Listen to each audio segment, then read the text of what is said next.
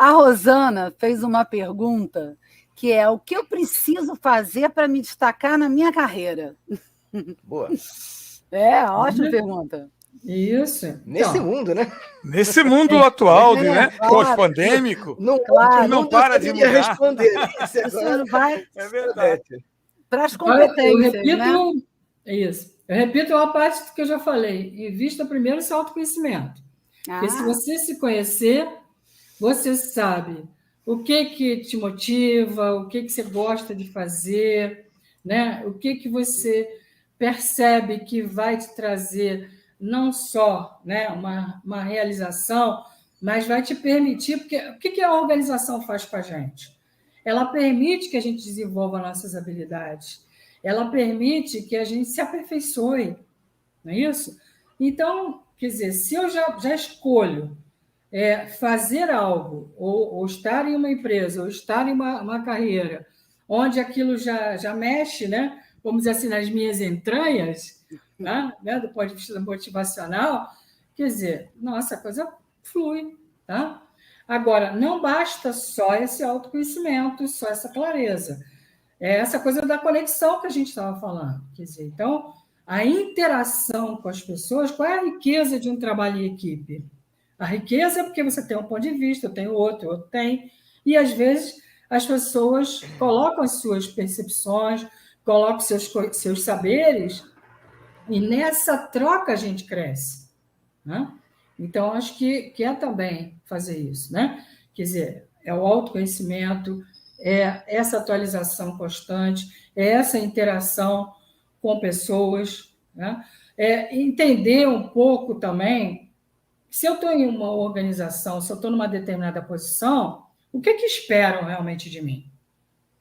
Em termos de resultado, em termos de competências, quer dizer, espero, por exemplo, do ponto de vista comportamental, que eu me comunique com as pessoas, espero que eu seja proativa, tá? Então, que competências, né? Espero que eu trabalhe, que eu articule dentro de uma equipe, ou faça uma interequipes. Então, que competências comportamentais que seriam importantes eu me desenvolver para eu assumir aquela posição e dentro da organização também que eu estou, né? Porque tem que ter uma coisa alinhada com a outra. Eu acho o alinhamento dos objetivos pessoais com os objetivos organizacionais, né? É por isso que eu acho uma coisa bacana, que já vinha até um pouco antes da pandemia acontecendo, e que tem acontecido com mais frequência ainda nessa juventude. Eu digo juventude porque o pessoal que está chegando agora nos últimos 10 anos para cá, né? É que eles, quando não se sentem satisfeitos por diversos motivos, não interessa, é a satisfação dele naquela empresa, eles não ficam. Eles buscam outra. Isso eu acho sensacional, né? Você não ficar numa empresa porque depende dela para viver. Você depende da empresa para viver, sim, mas você tem uma vida para viver que independe da empresa. Você fazer algo, como nós começamos no início falando, né? Que te dê satisfação, que te dê prazer, que te dê crescimento e, óbvio, te dê o reconhecimento financeiro também. Então, os jovens hoje essa empresa não me valoriza, essa empresa tem um valor ou uma cultura que não são condizentes comigo, não estou julgando ser A ou B, não estão condizentes com os meus valores, eles saem e vão buscar outras alternativas. Isso eu acho muito bacana nessa juventude, né? Meu pai era da época que, né, você trabalhava há 20 anos, você saía com a carteira na mão, se você saísse daquela empresa e mostrasse que estava numa empresa com 20 anos, você já podia ir com a marmita debaixo do braço, você ia ser admitido. Pô, tu ficou 20 anos lá, tu é bom, pode entrar, acabou. A entrevista de seleção era essa, né? Então, quer dizer, a pessoa não saía mais daquele emprego só se fosse demitido, quer dizer, a pessoa não tinha gestão sobre a sua felicidade, não tinha gestão sobre a sua vida. Eu acho que esse momento também acelerou ainda mais, mostrou isso para nós. Não vale a pena, eu sou apenas sobreviver. Eu tenho que sobreviver, isso é dado, mas eu preciso viver. E eu não vou viver no futuro, eu só vivo no presente. Eu posso investir no presente para viver melhor no futuro, mas eu não posso ficar sofrendo no presente esperando, sei lá o que acontecer no futuro. Isso eu acho muito bacana nessa nova geração, né, que por isso busca desenvolver competências, porque eles querem ser o profissional. Eles são o profissional. seja, né, intraempreendedor, como falou o Cadu, né, ele é o profissional. Na verdade, eu não falei, eu copiei aqui da Ana. Exatamente. Então né, o nosso ouvinte colocou aí de forma bastante esclarecedora. Eu sou o profissional, eu sou uma empresa, eu, né, posso trabalhar, devo trabalhar e preciso trabalhar, mas não precisa ser aqui. Eu posso trabalhar aonde eu tiver a oportunidade que eu achar interessante para mim. Eu acho que essa é uma grande diferença que nós temos visto, né, no comportamento desse novo mercado, dessas novas carreiras que estão se formando aí. E aí, você acha que isso vai se consolidar agora com esse novo tempo que está se criando pós-pandemia?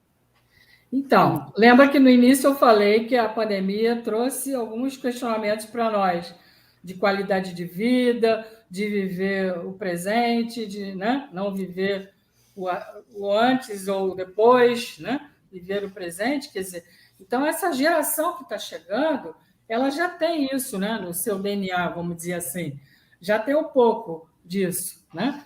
Quer dizer, essa empresa aqui está me remunerando de forma que eu possa equilibrar o pessoal com o profissional, me permite me desenvolver, né? Eu não quero ir para o gerencial, eu quero ir para o técnico, me permite me desenvolver desse jeito? Então, eu acho que já tem isso. Você falou um pouquinho aí de seu pai, mas eu digo de mim. Eu fiquei 26 anos dentro de empresa. Eu entrei estagiária e entrei com 24 anos, saí com 51.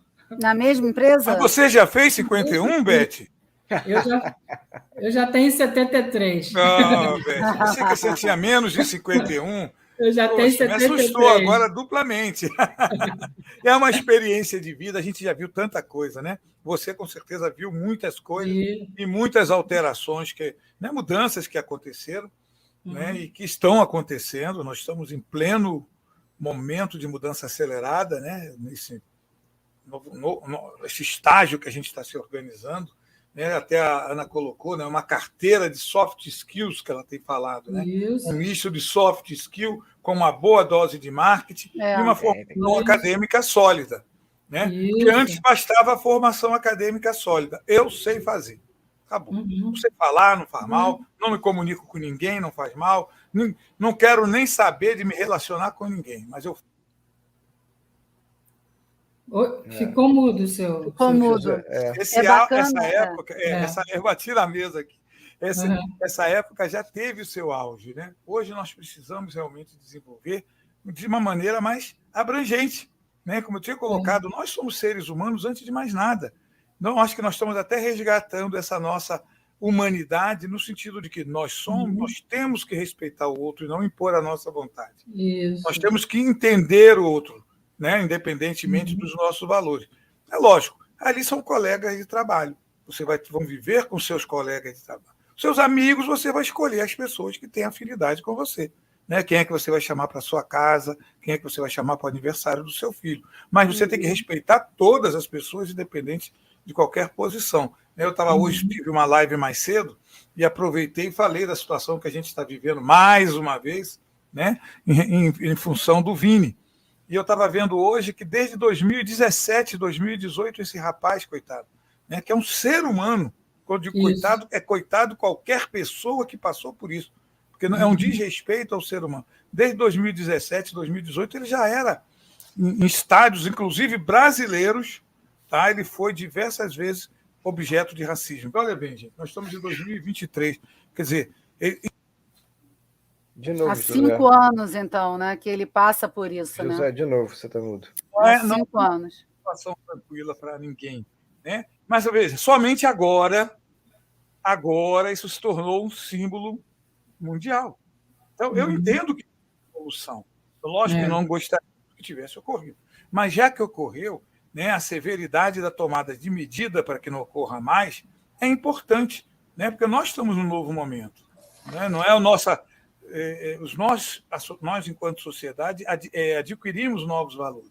Talvez há 50 anos atrás, uma brincadeirinha, né, pudesse ser feita. Hoje, essa brincadeirinha não é brincadeirinha, porque ela diz respeito ao outro, o outro se sente mal, e eu tenho que aprender que não é porque eu fiz há 50 anos atrás que eu vou continuar fazendo.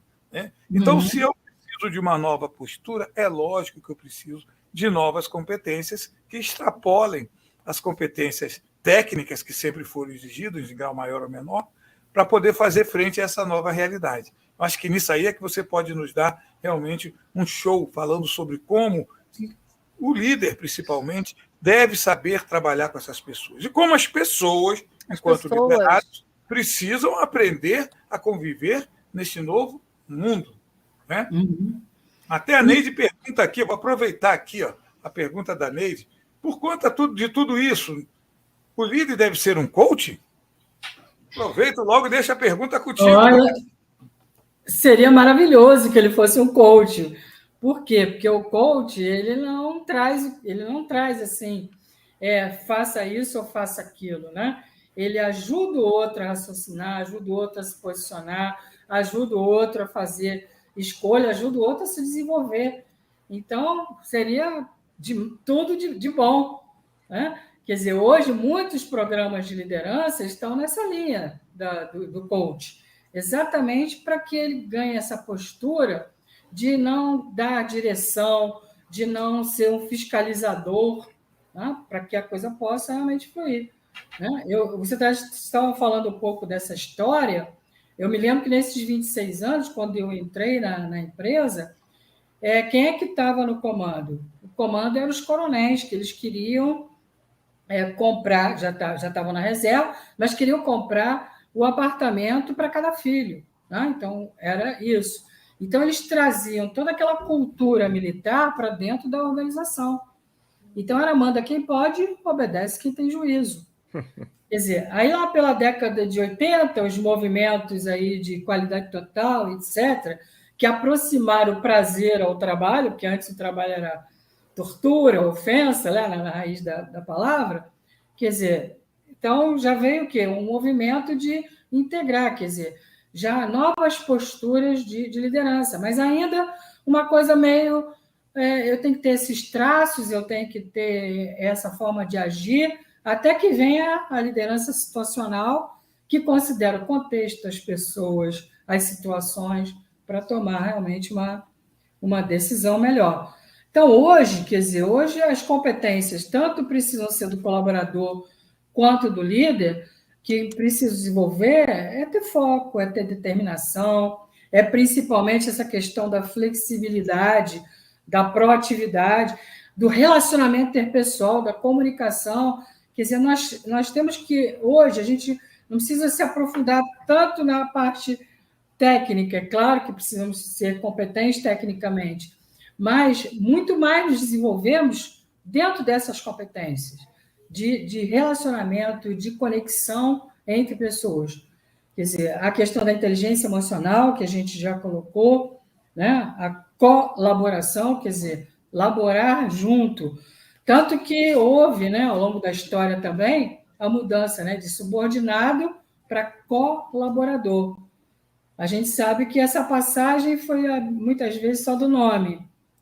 Mas hoje é muito premente que a gente enxergue o outro nesse sentido. Quer dizer, se eu sou empreendedor, se eu sou um líder, eu vou gerar oportunidade do outro desenvolver as suas competências, suas habilidades.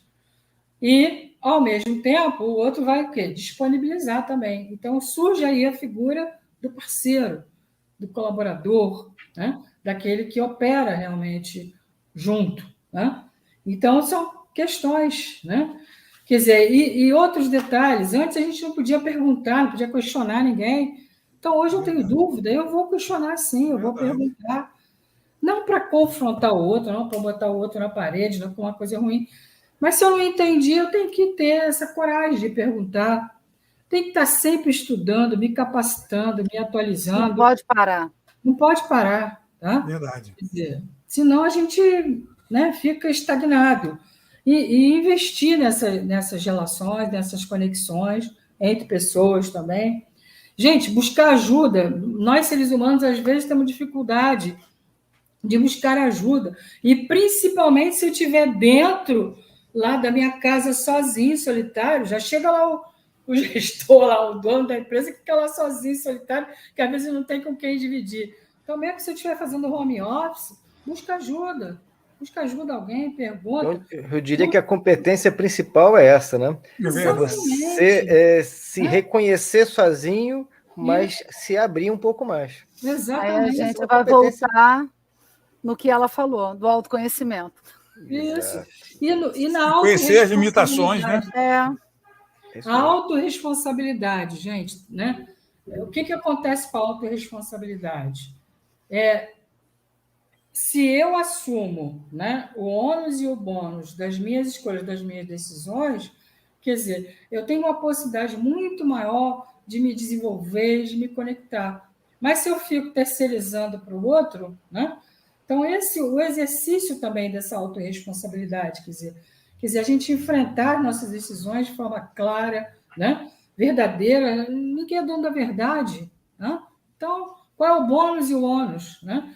Quer dizer, houve uma época que a coisa, não, vamos apontar quem errou. Não, o que aprendemos com esses erros? O que podemos aprender com essa situação? O que podemos fazer diferente? Eu acho que hoje é muito mais de perguntas, por isso que tem a ver aí com o Leader Coach. É muito mais se fazer perguntas pessoais, fazer perguntas, né, do contexto, fazer perguntas entre si, em que podemos melhorar.